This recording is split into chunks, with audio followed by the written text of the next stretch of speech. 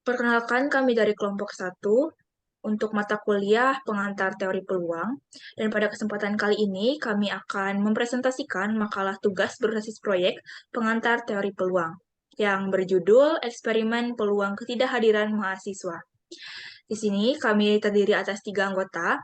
Saya Monica Destianti sebagai koordinator dan 2 anggota lainnya, Theodora Marsyanda Siregar dan juga Naswa Afifah Wijaya. Yang pertama adalah pendahuluan. Latar belakang masalah. Pengantar teori peluang adalah sebuah istilah yang mengacu pada langkah awal untuk memahami dasar-dasar teori.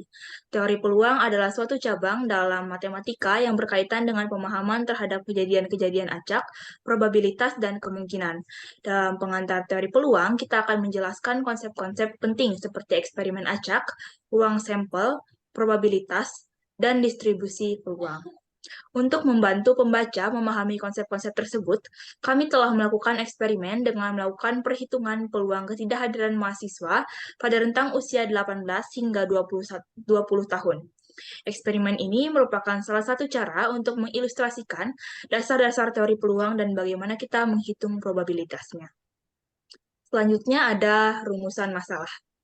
Ada 2 rumusan masalah di sini, yaitu yang pertama, bagaimana mendefinisikan ruang sampel, kaitan antara peristiwa, dan peubah acak yang digunakan dalam eksperimen.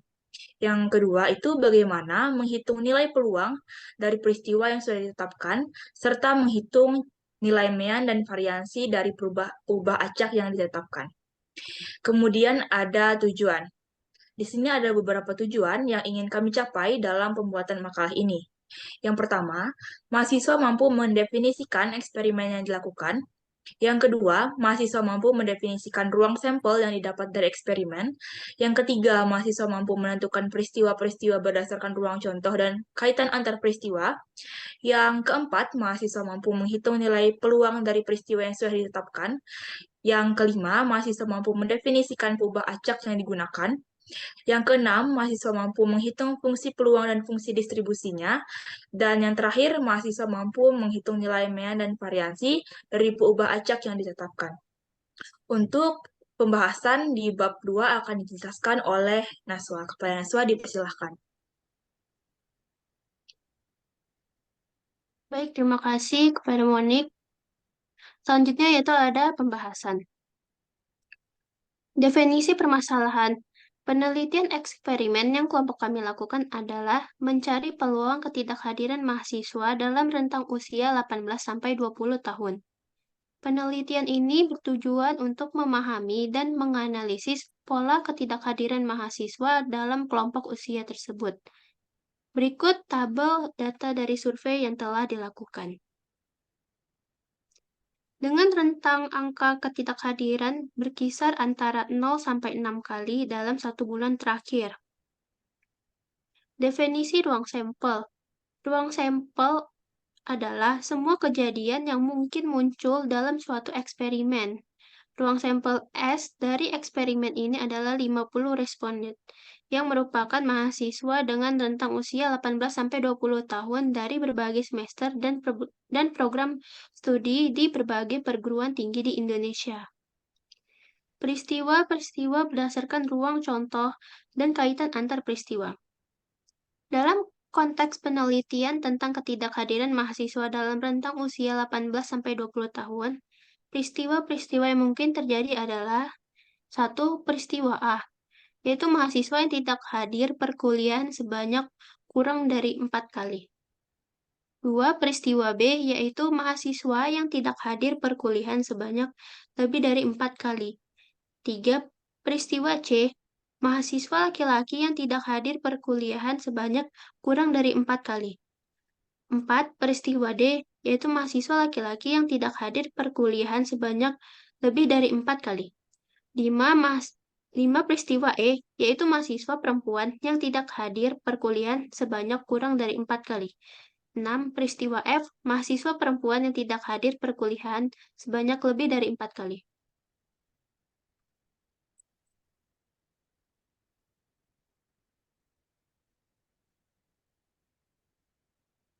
Kaitan antar peristiwa. Kejadian yang tidak saling terhubung. 1. Peristiwa A dan B tidak saling terhubung. Keduanya terkait dengan jumlah kali ketidakhadiran, tetapi berbeda dalam kategori atau kurang dari 4 kali dan lebih dari 4 kali. 2. Peristiwa C dan D tidak saling terhubung. Keduanya terkait dengan mahasiswa laki-laki tetapi berbeda dalam jumlah kali ketidakhadiran atau kurang dari 4 kali dan lebih dari 4 kali. 3. Peristiwa E dan F tidak saling terhubung. Keduanya terkait dengan mahasiswa perempuan tetapi berbeda dalam jumlah kali ketidakhadiran atau kurang dari 4 kali dan lebih dari 4 kali. Peristiwa yang terhubung. 1. Peristiwa A dan C saling terhubung. Keduanya terkait dengan mahasiswa yang tidak hadir kurang dari 4 kali, dengan perbedaan dalam jenis kelamin atau semua mahasiswa dan hanya mahasiswa laki-laki. 2. Peristiwa B dan D saling terhubung. Keduanya terkait dengan mahasiswa yang tidak hadir lebih dari 4 kali dengan perbedaan dalam jenis kelamin. Semua mahasiswa dan hanya mahasiswa laki-laki. 3. Peristiwa A dan E saling terhubung. Keduanya terkait dengan mahasiswa yang tidak hadir kurang dari 4 kali dengan perbedaan dalam jenis kelamin atau semua mahasiswa dan hanya mahasiswa perempuan. 4. Peristiwa B dan F saling terhubung.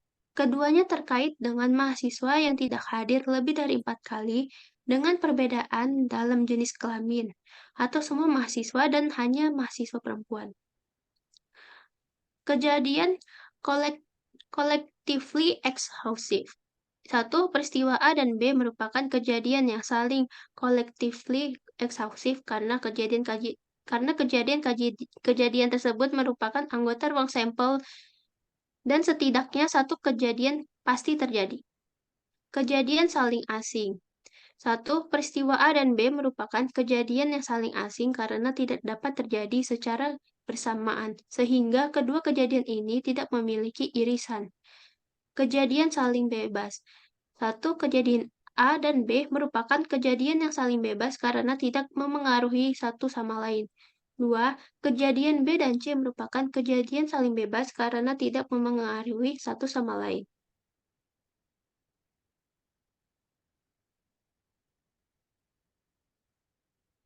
Nilai peluang setiap peristiwa. Berikut ini rumus yang digunakan untuk menghitung peluang setiap peristiwa yang mungkin terjadi.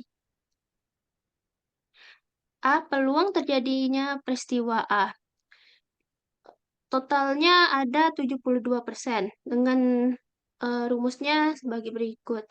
B. Peluang terjadinya peristiwa B dengan total 28%, dengan jalan dan rumus seperti berikut. C. Peluang terjadinya peristiwa C dengan total 26%. D. Terjadinya peristiwa D dengan total 16%. Dan E. Peluang terjadinya peristiwa E dengan total 46%. F. Peluang terjadinya peristiwa F dengan total 12%. Selanjutnya akan dijelaskan oleh Theodora. Oke, terima kasih Naswa. Di sini saya akan menjelaskan tentang pengubah acak yang digunakan. Karena tujuan dari eksperimen ini adalah untuk mencari peluang ketidakhadiran mahasiswa dalam rentang usia 8-20 tahun dari berbagai semester dan program studi di berbagai perguruan tinggi di Indonesia, maka pengubah acak yang kami ambil adalah X yang didefinisikan sebagai angka ketidakhadiran mahasiswa. Dalam kasus ini, variabel acak X dapat didefinisikan sebagai berikut. X adalah angka ketidakhadiran mahasiswa. Dan anggotanya ada 0, 1, 2, 3, 4, 5, dan 6. Nilai tersebut kami dapatkan dari data jawaban yang terlampir. Selanjutnya, fungsi peluang dan fungsi distribusi. Fungsi peluang dari X, Px itu sudah ada berdasarkan tabel berikut. Dan fungsi distribusi dari X, Fx itu juga ada di tabel berikut.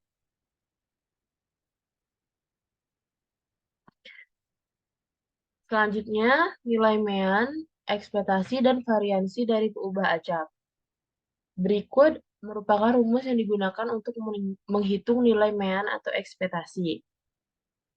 Nilai mean atau ekspektasi dari peubah acak yang telah ditetapkan adalah 2,28 dan rumus sesuai dengan data yang kami berikan di makalah. Selanjutnya adalah rumus yang digunakan untuk menghitung nilai variansi. Nilai variansi dari perubahan acak yang telah ditetapkan adalah 3,74 dan rumusnya sudah terlampir di makalah yang kami buat.